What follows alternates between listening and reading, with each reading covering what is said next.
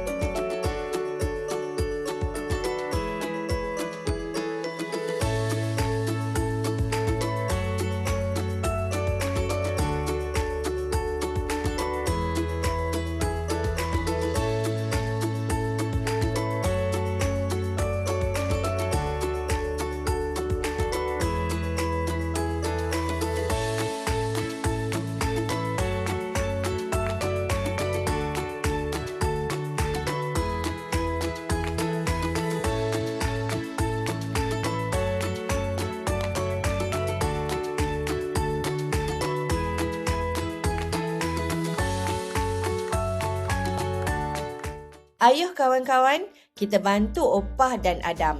Masa semakin suntuk. Jika kita tidak bertindak, semua makanan ini akan rosak dan terbuang begitu sahaja. Tetapi, bagaimanakah kita boleh menyelamatkan makanan ini supaya tahan lebih lama?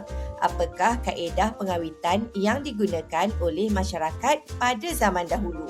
Misi anda, pilih kaedah pengawitan dan faktor yang dikawal.